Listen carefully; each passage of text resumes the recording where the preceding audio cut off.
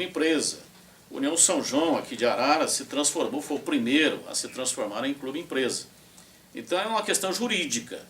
Independentemente da questão jurídica, eu acho que tem que tocar o clube como clube empresa, sem que ele seja clube empresa, que há uma dificuldade enorme. Vamos imaginar a situação, o seu trabalho é sobre o Guarani. Bom, o Guarani vai ser um clube empresa. Vamos hipoteticamente colocar uma situação como essa. Aí o que ele tem que fazer? Hoje existem os associados.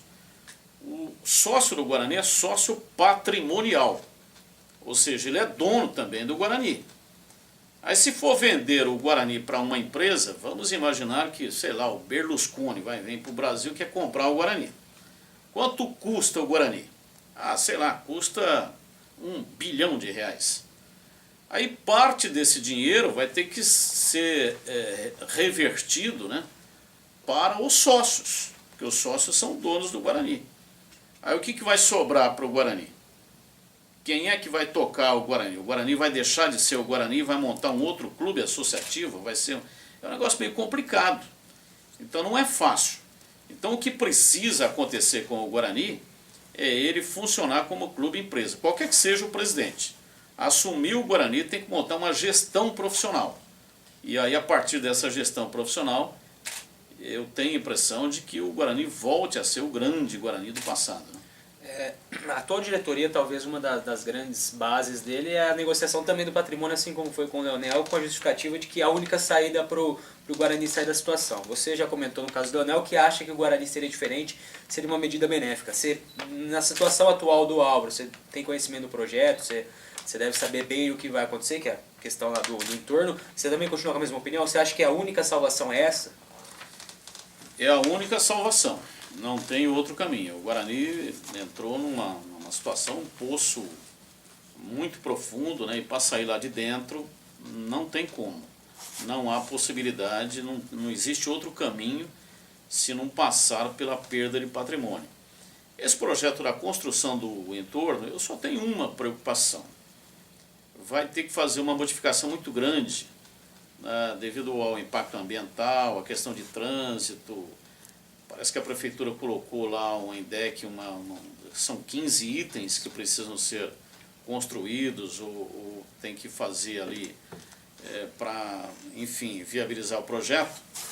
Então não é um negócio rápido, vai demorar. E o problema do Guarani ele tem que ser resolvido para ontem. Então, embora eu defenda a ideia, eu gosto da ideia da construção no entorno, porque daí preserva o local onde o Guarani ganhou o maior título da vida dele, que foi o campeão brasileiro de 78. Só que me preocupa o tempo, o período que vai demorar para poder colocar esse negócio em prática.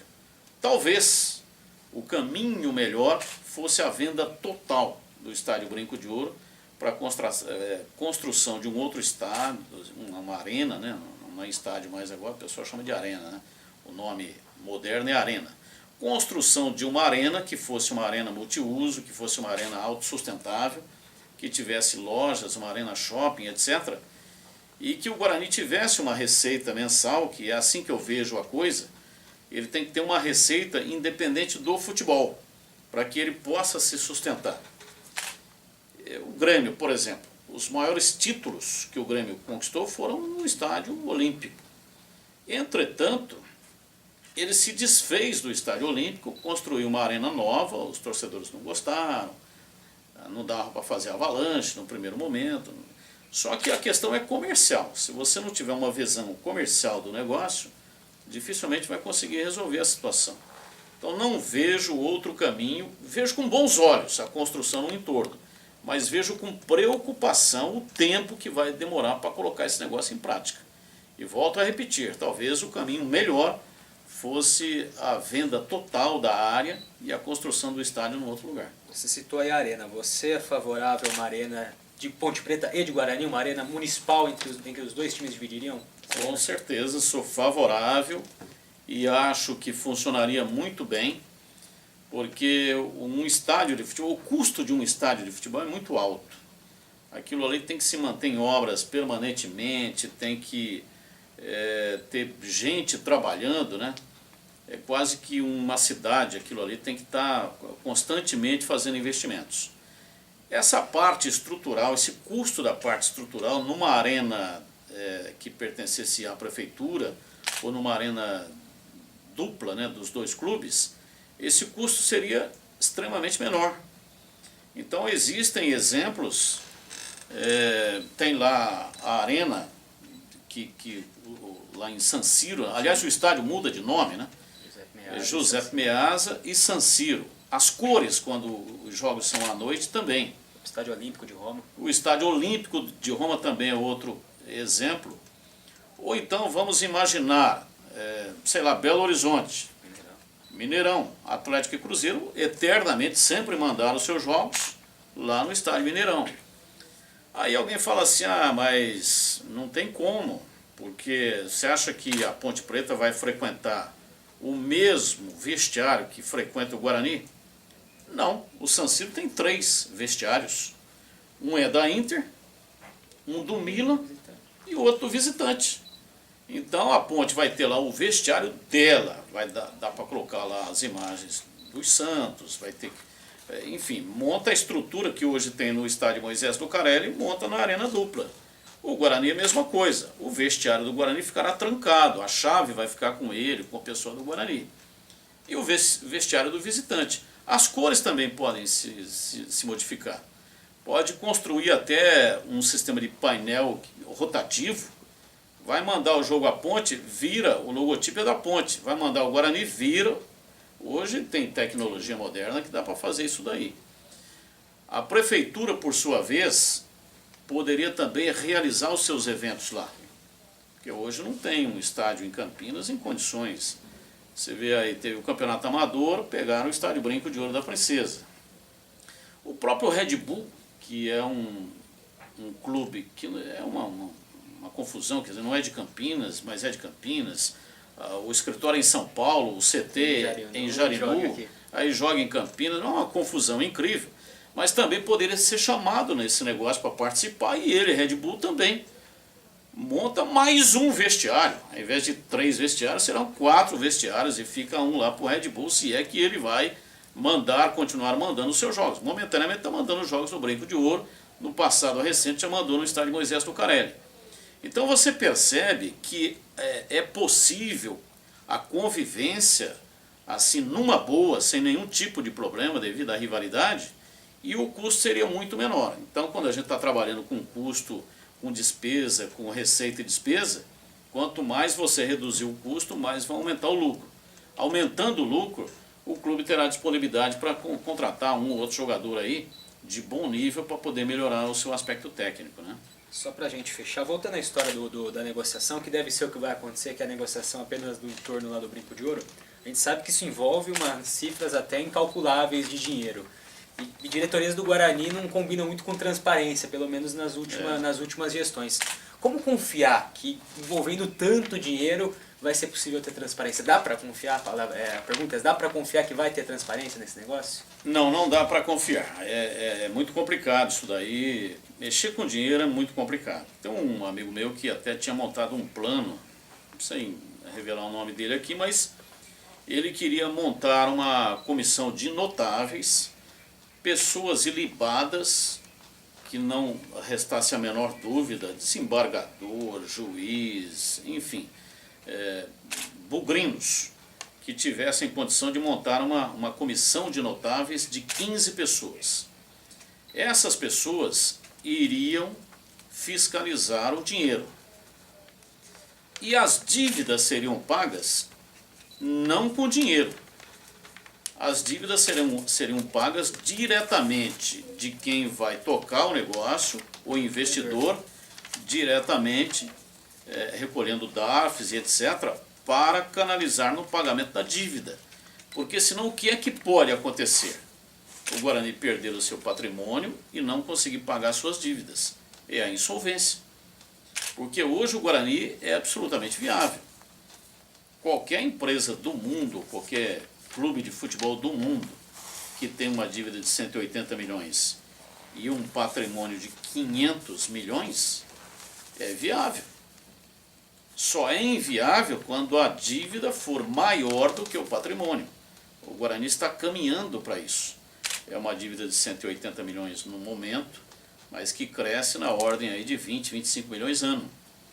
Então você vai colocando essa dívida, júri, etc., e mais ações trabalhistas, chegará num determinado momento que o patrimônio já não será mais suficiente, vendendo para cobrir a dívida. O que eu acho que o Guarani deveria fazer para evitar esse tipo de situação? Ele deveria montar esta comissão de transparência para que não fique, por exemplo, somente na mão do presidente.